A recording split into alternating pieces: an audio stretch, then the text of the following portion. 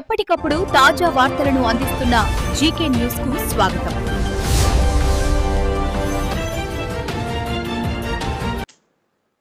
నమస్తే అండి.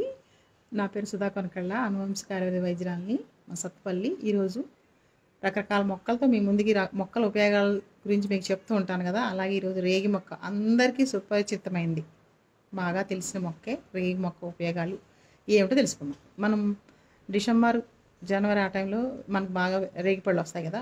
ఆ రేగిపళ్ళ ఉపయోగాలు ఏమిటంటే, వాటిని నీడలో ఆరబెట్టి కొంచెం ముడతలు పడి డ్రై అయిపోయాక రోట్లో మెత్తగా దంచి వాటిని పౌడర్ చేసుకొని మీరు నిల్వ చేసుకుంటే దేనికి ఉపయోగపడతాయి అంటే, బుద్ధిమాంద్యం ఉన్న పిల్లలు ఉంటారు కదా, బుద్ధిమాంద్యం ఉన్న పిల్లలకి తేనెతో కలిపిస్తే వాళ్ళు నార్మల్ చైల్డ్కి దగ్గరగా వచ్చేస్తారు. అంటే వీళ్ళు రకరకాలుగా ఎప్పటికీ మానసిక ఎదుగులు ఉండరు.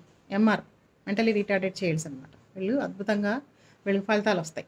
ఇంకా దేనికి ఉపయోగపడుతుంది అంటే, ఇరిటబుల్ బౌల్ సిండ్రోమ్, ఐబిఎస్. అంటే వాళ్ళు తినగానే మోషన్కి వెళ్ళిపోతూ ఉంటారు. ఎక్కడెక్కడ ఇన్ని మందులు వాడినా దీనికి తగ్గుతుంది.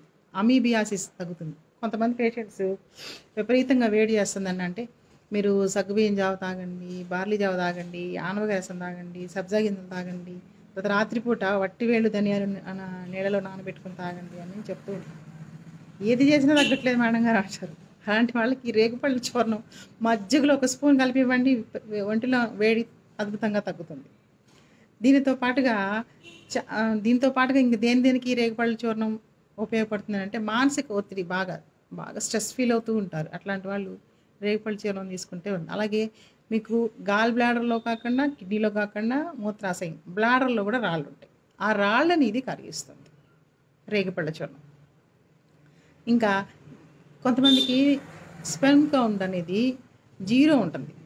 వీర్య పుష్టికి పనిచేస్తుంది. ఎలాగంటే, రేగి చెట్టు మన కాండం లావుగా ఉన్న మొక్క తీసుకొని దానికి ఘాటు పెడితే దానికి బంక వస్తుంది. దాన్ని మేము రేగి బంక అంటాం.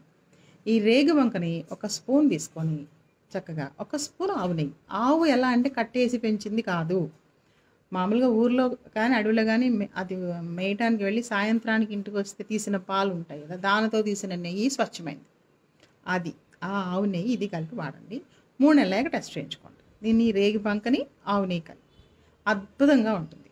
అలాగే కొంతమందికి వాళ్ళ హస్బెండ్కి నార్మల్ స్పెర్మ్ కౌంట్ నార్మలే ఉంటుంది. ఆవిడకి గర్భసంచిలో ఫైబ్రాయిడ్స్ కానీ, పీసీఓడి అంటే నీటి పొడుగులు కానీ ఏమి ఉండవు. గర్భసంచి బల్క్ యూట్రస్ అంటే గర్భసంచి వాచి కానీ అట్లా ఏమీ లేదు. అంత బాగానే ఉంది. నార్మల్ సైజే ఉంది. గర్భాశయం కూడా అంత బాగానే ఉంది. కానీ ఎందుకు పిల్లలు పుట్టట్లేదు అని అంటే, కొన్ని దోషాలు ఉంటాయి.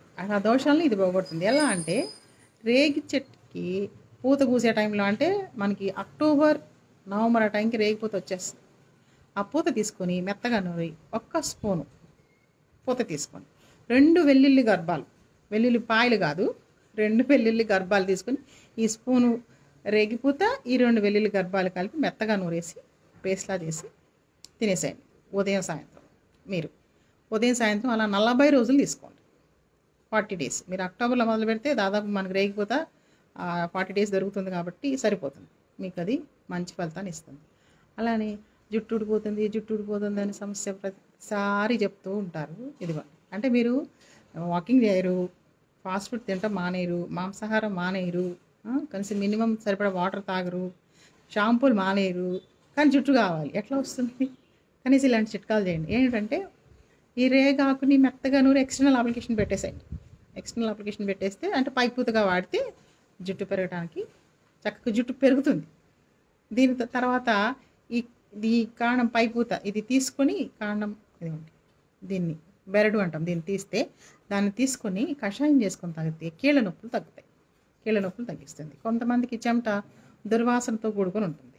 అలాంటప్పుడు ఈ రేగా ఆకు మెత్తగా, అంటే ఈగుళ్ళు, ఇట్లాంటి చిన్న ఈగుళ్ళు చక్కగా తీసుకొని, వాటిని ఎంతైతే తీసుకున్నామో అంతే చందనం, గంధం తీసుకొని మెత్తగా నూరిసి మీకు వారంలో కుదిరినప్పుడు 1 లేదా 2 సార్లు ఎక్స్టర్నల్ అప్లికేషన్ పెట్టుకోండి.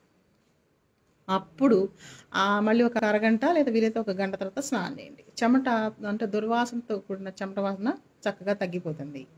అంటే మనకి పూత పనికొస్తుంది, ఆకులు పనికొస్తాయి, దాని బెరడు పనికొస్తుంది. ఇలా ఒక మొక్క మనకి ఇన్ని రకాలుగా ఉపయోగపడుతుంది. కాబట్టి ఈ మొక్కలు మొక్కల్ని ప్రేమించండి. మీరు రేగి చెట్లు వేసుకోమంటారా? ముళ్ళుగా ఉంటాయి కదా అని అనొచ్చు. కాకపోతే మనకి ఒక ఖాళీ ప్లేస్ ఉందనుకోండి, వచ్చేసి అది బాగు చేయించడానికి వచ్చేసి ఉన్న మొక్కలన్నీ నరికేసి వెళ్ళిపోతూ ఉంటారు. మళ్ళీ దాన్ని ఒక సంవత్సరం వరకు అక్కడికి రారు. చెత్త అండి అంటారు. ఇలా పనికొచ్చే మొక్కలు ఉంచితే ఇలా అయినా మనకి ఎంతో కొంత ఉపయోగపడతాయి. కాబట్టి ఇంకా ఇలా మొక్కలు పెంచడానికి ప్రతి ఒక్కరూ